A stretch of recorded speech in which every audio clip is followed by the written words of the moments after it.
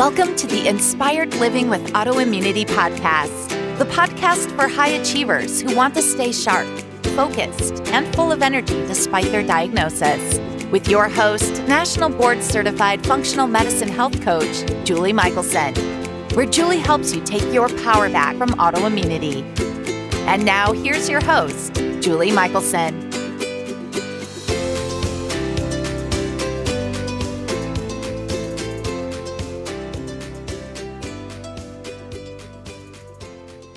Welcome back to the Inspired Living with Autoimmunity podcast.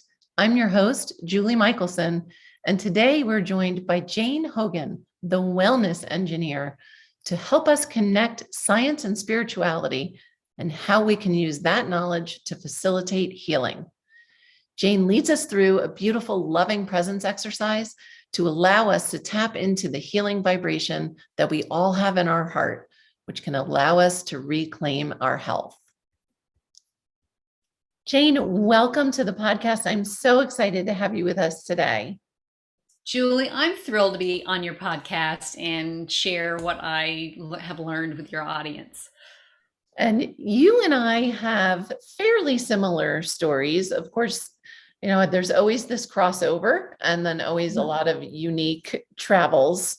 But I love starting with, how did you get to be the wellness engineer? Because most of us in this world, didn't decide when we were 10 that we wanted to enter the functional medicine space. I don't even know if there was such a thing when I was 10, but I don't think I would love for you to share your story with us because it is close to my heart, and I think it'll speak to many, many listeners.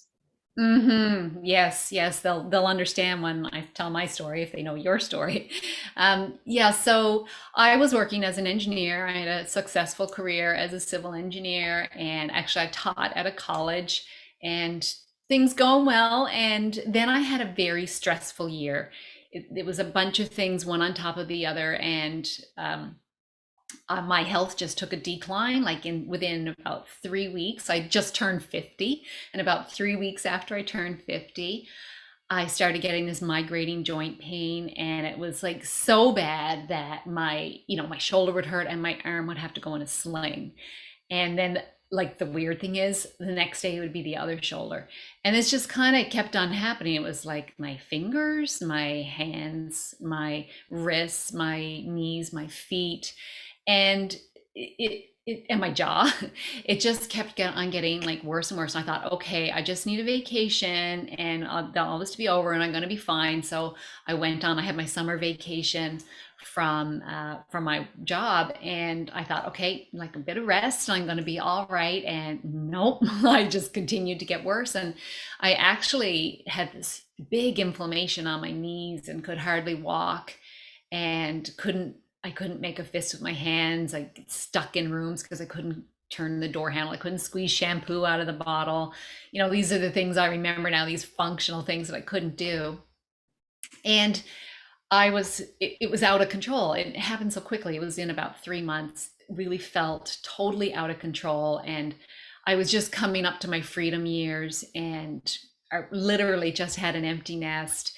And my husband and I had all these plans for travel, and I was like, I'm not going to be able to do anything. And he's not going to be able to travel either because I won't be able to travel. And grandkids, I'm not going to be able to run around with them and play with them. And I was just really afraid. I was afraid. And I started, of course, we Google, right? Of course we Google. Sadly. So I started Googling and, all these symptoms, and it was looking a lot like rheumatoid arthritis. And I had no idea what rheumatoid arthritis was. I didn't know, I wasn't aware of anyone that had, any of my friends that had an autoimmune condition. I didn't even know that rheumatoid arthritis was an autoimmune condition. Wow. Anyway, as I started researching it, it's pretty bleak, as you know, because I'm sure you did the same thing and Googled, Julie. And the long-term prospects look terrible, progressively worse. There is no cure. The medications had horrible side effects. But I didn't know what to do. Honestly, I didn't know what to do. I didn't have a diagnosis at that point, but my family doctor, and I'm so blessed to have this family doctor who suggested that sometimes joint pain can be related to food or made worse by foods. I'm like, what? Mm. How can that be related? Of course, I know there's a big relationship now. So she said the most inflammatory foods were gluten, dairy, and sugar. So I cut them out cold turkey immediately, like within about 5 days, like big reduction in pain. I was like, okay, this changes everything. Now there's something I can do. And so there was this real sense of empowerment. And so I made a decision like, okay, I'm gonna do this. I'm gonna figure this out. I'm an engineer. I figure things out. That's what we do. We problem solve.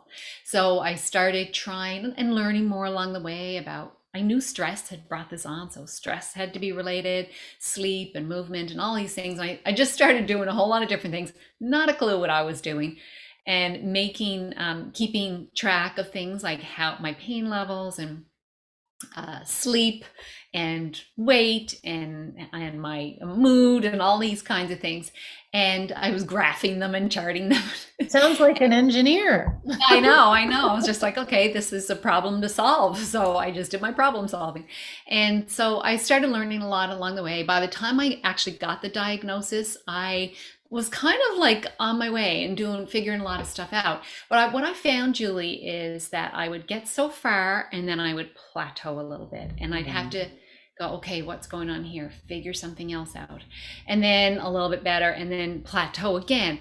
And so I kept on thinking like, what's going on? I'm doing all the food that everyone says. So by then I was doing like kind of AIP, but I also tried plant-based. I tried it all.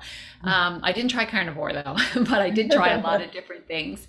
And a lot of different supplements, and I was researching and all these things. I decided to become a functional medicine certified health coach. Not that I was actually planning on coaching, but I thought I want to learn more about it so I can understand for myself and then maybe help other people.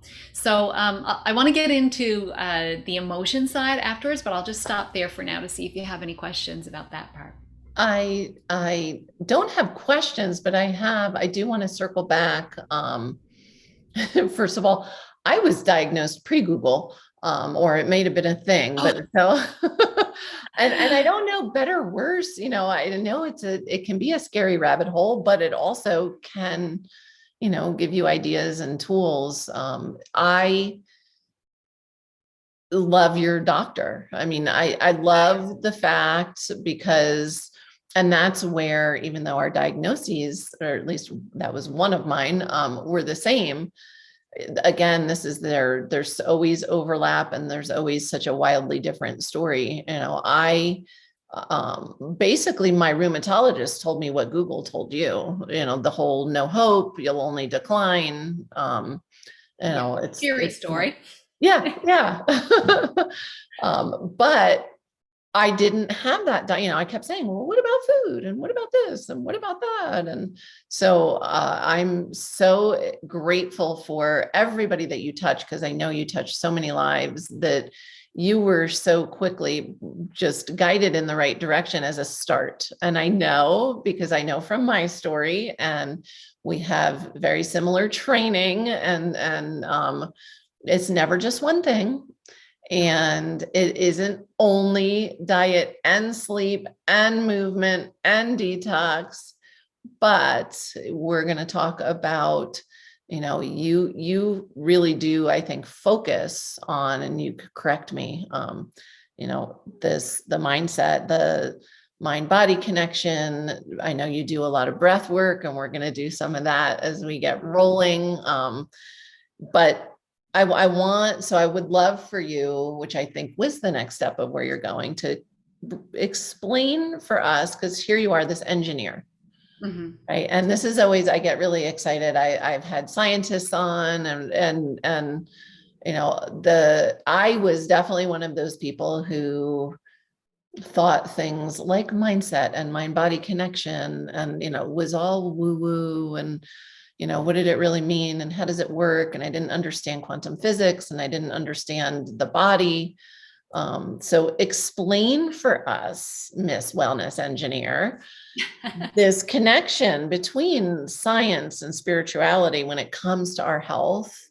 And maybe I'm jumping ahead. Maybe you want to go back to how you filled in that other piece to keep you consistently improving. But that's where I would love to, that's where the gold is. Yeah, perfect. So yeah, I did have this real sciencey background, yet all this I knew was brought on by stress. But I also, interestingly enough, was trained in Reiki. I had this real interest in the woo, and I don't know really where that came from. Maybe like now I believe soul's calling, but anyway, I had this interest, so I had trained in Reiki. I didn't practice meditation regularly, but I was involved in a meditation group, and I had done Tai Chi, which is, all about energy moving in the body and so on. So I did have this spiritual side as well, so the science and the spirituality.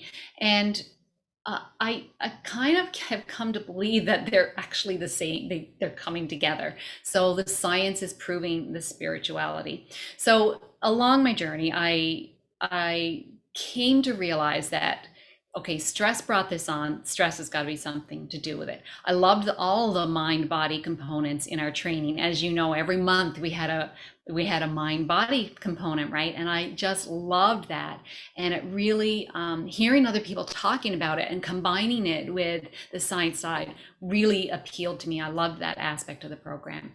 And so I started to realize, though, it wasn't just the stress of that 1 year. That was, what tipped the bucket over. Yep. I realized that I carried a lot of stress my whole life, feelings we have inside about ourselves, what we believe about ourselves. And I don't need to get into how that happened. It's just, whatever. We learn things before the age of 7, we take them to be true, and then we carry that through our life. And so I didn't have like a really adverse childhood or anything like that, but it doesn't have to be that bad to trigger some of these things. There's a lot of science behind early childhood adverse childhood events. The ACE, it's called the ACE score, and autoimmune conditions. They kind of go hand in hand. I understand it now. So eventually I decided, I'm not that happy in my job, and I want to follow my soul, what I believe is my soul's calling now, and that is to help other people understand that they are empowered in their health. Because what I realized is that we are a physical body, and it's in an environment, but we are in control of that environment. And the environment does include food. It does include movement. It does include, the toxins or lack of toxins. It does include the relationships. It also includes our thoughts, right? The thoughts that we think and so on. So the thoughts that we think affect our physical body. Yes. Deepak Chopra has said this: the mind creates the body. Yep. Which is very interesting. Quantum physics tells us that everything is energy. Yep. Everything is energy, including us. We are actually energetic beings compressed in physical form. So we should have energy flowing. That's, the Chinese medicine, the yoga talks about that, right? Prana. So we should have this energy flowing. And when this energy isn't flowing, that's when we get dis-ease or pain, or we don't even have to label it as anything. Right. It's just energy not flowing like it should. And to me, it seems very clear now. And so one of the things I do is help people get that energy flowing again. And numerous ways to do that. The breath is one. The breath represents energy in our body. So I love starting with the breath. And in fact, I think if you're not working with the breath, nothing else really matters. Like, you can't ignore breath work and how we're breathing.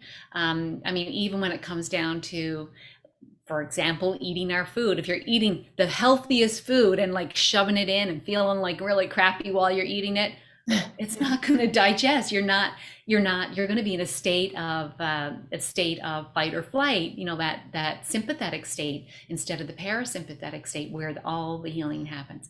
So we got a physical body, we have an energetic body as well. And that energetic body, it dictates our physical body. It's our physical bodies is a representation of what's going on in that energetic body. Wow, there's so much to unpack there. I want to circle back and I love your evolution and my, when I first started coaching years ago, it was, the first thing I did with everybody was diet, like, what are you eating? We need to, and now I'm like, yeah, we'll get to that. Yes, in the same way, Julie. As we have both learned, the mindset piece and the breath work and the energy is it's essential, but also I always joke, I was so fortunate because I too was healing on my own and trying and doing, and this would help a little bit and that would help a little bit. And what's next and what else can I do? And I say to so many people, I'm so fortunate that just the two things that really started to move the needle for me to even clear my brain fog enough to learn more were diet and meditation, like regular, not dabbling, true dedicated meditation practice. But knowing what I know now, I'm so fortunate that I even got the needle to move as much as I did without, adding in these other pieces. And so I too now, we start there because then it's exponential. Then all that other stuff really can create big shifts. And I love the science behind it. All of the modalities you just mentioned are thousands of years old. Yes. Thousands of years old. And yet, now we are, finally have some data to back it up. I'm like, but people knew this, living on the mountaintops ages ago. And it doesn't matter if it's, yoga or acupuncture or Tai Chi, or you name it. It basically is all energy movement, a lot of different words for the same thing. Yes. And they so, they all complement each other. They're not in disharmony with each other. They complement each other. It doesn't matter what you do as long as the energy is moving and you're feeling good. I think people don't realize how important the feelings are, because feelings are actually, feelings come from our thoughts. Our right. Thoughts create the emotions, feelings. The feelings, I see feelings as there's an emotional component, but there's a physical component. Feelings create vibration in our body. And so if you think about it, you feel differently inside when you're feeling like love and joy than you feel if you're having the emotion of sadness, right? Yeah. It just physically is different in your body. And so that is the response. And if we're in a state that's not a harmonious vibration, if we're having that emotion that's not creating a harmonious vibration, all of our cells, they have receptors on our cells that they're picking that up, and they're like, okay, trouble out there, let's not, we might need to go into battle or something like that. So our cells really respond to that. And so our cells, they're creating the DNA to create new cells, so that our new us is created from these vibrations. But what's really hard, and I understand this, and you probably see this with your clients too, Julie, is that when you get a diagnosis like that, it's very fearful. Yes. It's hard. And when you're in pain, that's very upsetting. So it's very hard to not feel those negative emotions when you're in that state. So that's where the real work is. That is where the work is, right? Absolutely. And you mentioned earlier, the power of the thoughts, and it's the thoughts we're aware of and the thoughts we're not aware of, right? Yes, and there's those too. I always say, that you talk about, how we are informing before the age of 7. And it is the same process of our body believes our thoughts as truth. It hears them, it believes them. They could be, we could know as we're thinking it, it's not true. It doesn't matter. The body just hears that and takes that on as truth. And then, as you said, it creates that state. And so there is so much power in people say, well, oh my gosh, that's right. I'm in pain and I just got a scary diagnosis. And, you want me to change my thoughts? You want me to, but I am in pain. Yeah. How do you expect me to do that? And so the good news is we can use that information to plant new thoughts and to do the work, like you said, to get that energy flowing and, dislodge those blocks and get that healing started. And I know when you talk about energy flow, as you said, one of the things that you do with your clients and focus on is breath work. And we're going to focus on breath work for healing. But I just had a conversation this morning. It had nothing to do with healing, nothing to do with, everybody thinks, well, I breathe, right? We breathe. But I was having a conversation about scuba diving because I'm in the middle of working on my open water certification and was talking to somebody this morning who was saying, oh my gosh, I love scuba diving. It's so peaceful. And then he chuckled and he said, well, once you learn to control your breath, right? And that is the whole, it was such a beautiful analogy as you were talking, it was piecing together for me. I don't know if you have ever scuba dived. But so then, when you don't control your breath, your breath affects your buoyancy. Yes. So you think of if your breath is out of control and then you're moving around in the water and then that's starting that stress response, it's the same thing. And so, yes, obviously anybody listening to this is breathing. We know you're breathing. But we aren't breathing well, we aren't breathing fully, and we aren't using breathing as a tool to move energy intentionally. And I believe that Jane is going to walk us through how to do that a little bit today. Yeah, I'd love to. Thanks so much for the opportunity.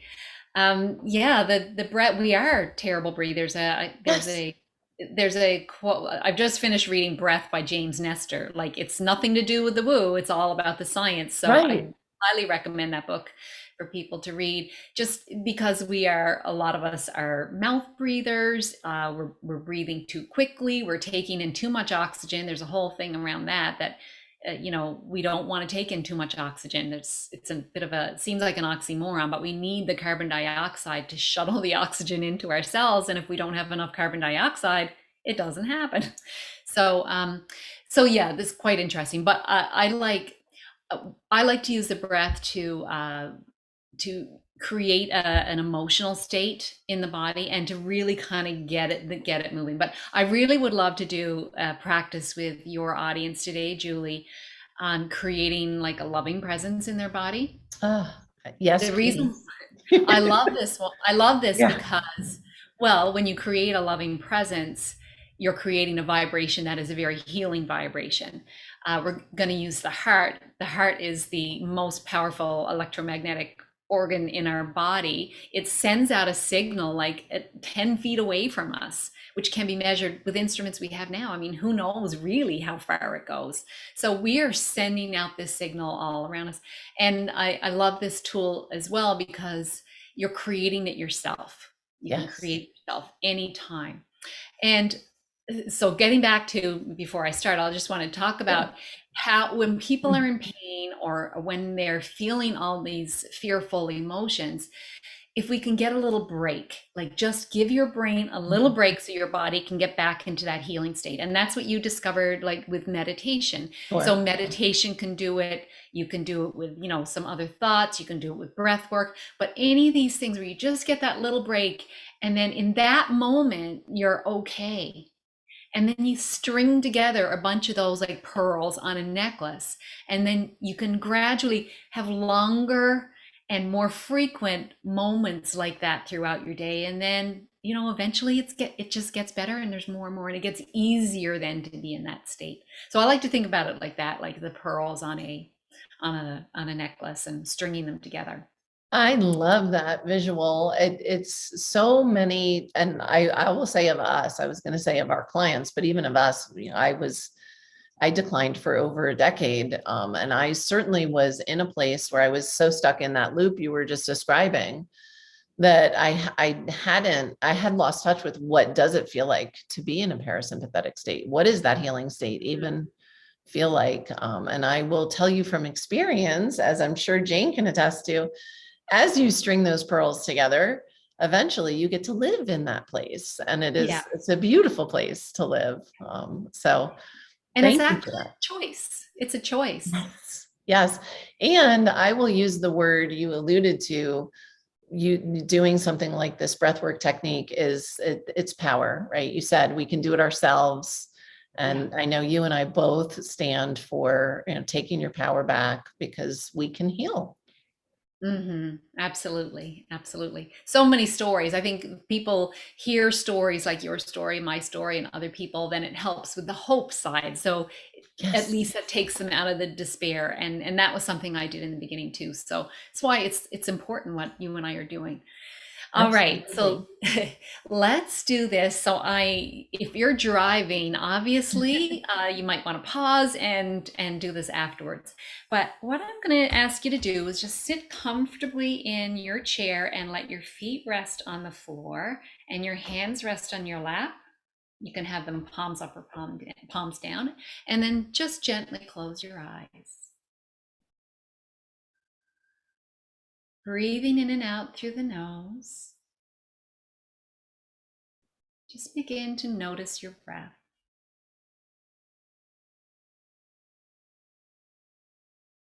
And see if you can breathe lower down. So think about breathing into the belly area. And then your chest. And exhaling. Might help if you straighten your back a little bit so you can get that breath into the belly. And then into the heart.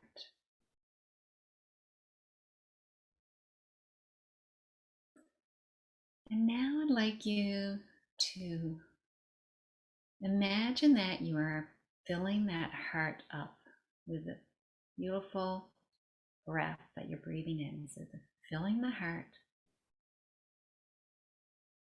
and the space around the heart.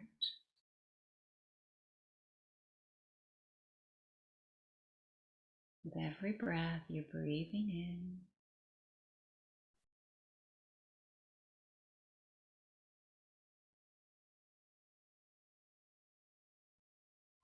Filling up the heart and making it bigger.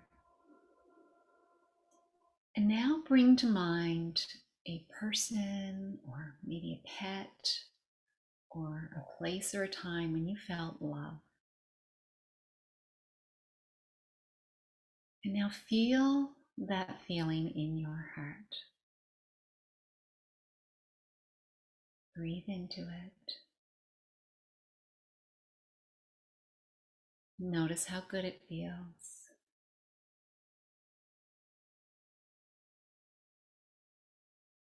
And now imagine that as you breathe in with every breath, you're going to make it a little bit bigger.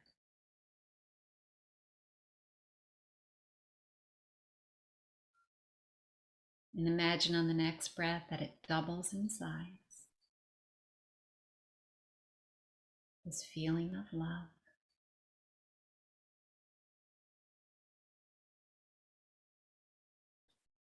And now on the next breath, imagine that it's filling up your entire body.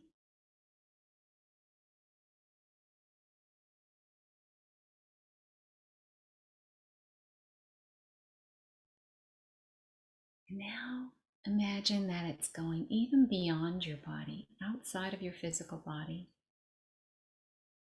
This feeling of love just radiating from you.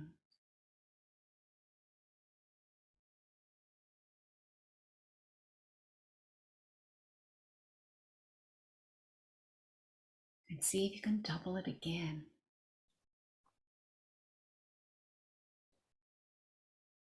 Beautiful feeling of love.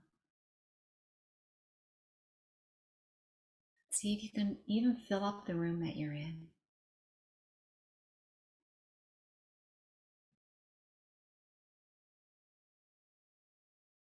This big, big feeling of love. Just for a couple of breaths, just really feel how good this feels.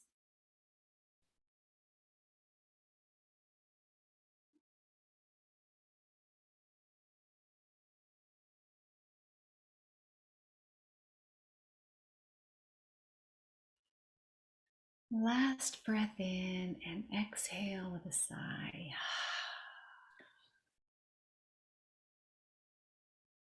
Before you open your eyes, twist your body around, like twist your spine so you look over to the right.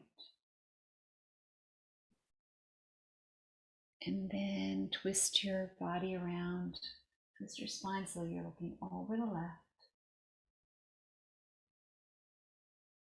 Coming back to the middle. And now slowly open your eyes.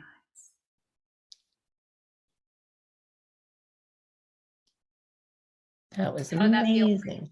It was amazing. I love it. I do something very similar with my clients, and just getting into that heart space again. It goes back to so many people haven't been there in so long. So, and there's, as you know, there's a lot of science behind it as well. So, you know, if you like the science, that's good, but it really helps your body on all levels. It helps all systems of the body. And it just gets you right into that parasympathetic state. And that's the only state where healing can happen. So that's why it's so important to get in that state as much as you can. So you can do this anytime. Each of you who listen to this, you generated that yourself. I guided you, but you can generate this yourself anytime you want. And it doesn't even have to be as long as I just did. You could just, close your eyes or even have your eyes open and just feel that feeling. And the more you can get into that feeling of feeling love and joy, the more you're activating the parasympathetic state and the more you're healing. I love that. I always ask, what one step listeners can take starting today. You obviously just gave us that step. I say, I remember when I first started doing heart space work, it was uncomfortable in the beginning. And it took me a little while to feel like I had the hang of it, to be able to just drop into that space. So you guys, Jane just gave you such a gift that you could listen to this over and over until you feel like you have it down and want to make it yours. And then you can take it and play with it, as Jane said, anywhere and everywhere. Yes, totally portable, and it's free. Yeah. And if you have trouble with, like imagining, just go with it. Just make it up. Make it up and go with it. We're not used to feeling in our body. We're more used to like being stuck in our head, right? So this, it's different for people. And you may notice, like I know even now I tend to get really tight in my solar plexus area, like just underneath the ribs. So that's a place I have to consciously, okay, let's just release into that.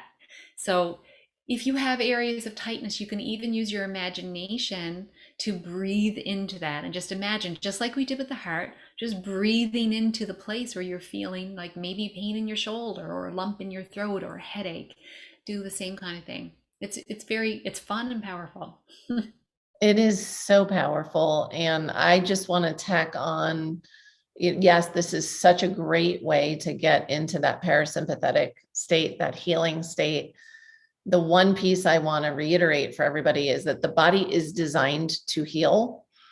All these things we were talking about, this is the basis. And we know this again, based on science. And so, but we do have to be in that parasympathetic state in order to do that. So I'd like to just add to that.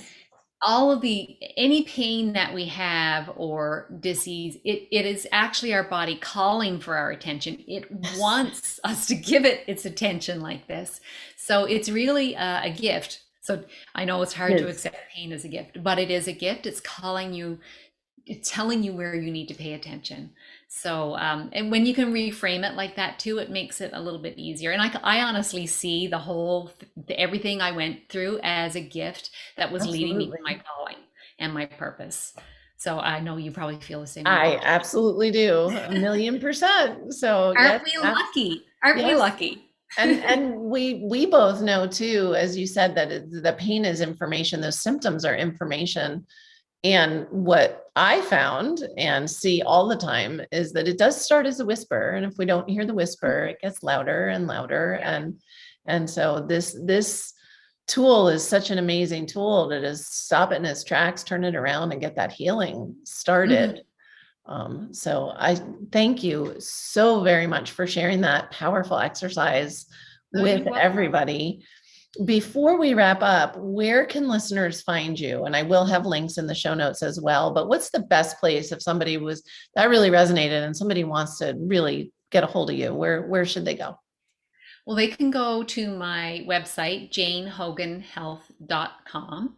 And right on the first page, they can do this download. There's 3 audio files, so they can get that if they would like to. I'm on Facebook and Instagram and YouTube and Twitter and Pinterest and LinkedIn. If they just search Jane Hogan Health, they'll find me. Wonderful.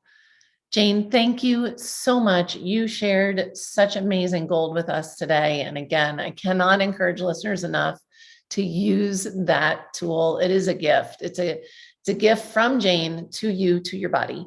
And your spirit. So thank you. Oh, it was my great pleasure, Julie. Thank you so much. For everyone listening, remember you can get the show notes and transcripts by visiting inspiredliving.show. I hope you had a great time and enjoyed this episode as much as I did. I will see you next week.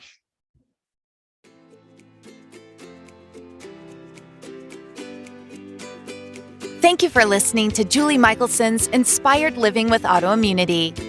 Did you enjoy this episode? Please like, share, and subscribe wherever you listen to podcasts. If you'd like to get a transcript of this and every other episode, just head on over to inspiredliving.show or click on the link in this episode's description. There, you can also find everything we discussed in this episode, including links and information about our guest. You can even send in your questions to be answered by Julie in a future episode. That's inspiredliving.show.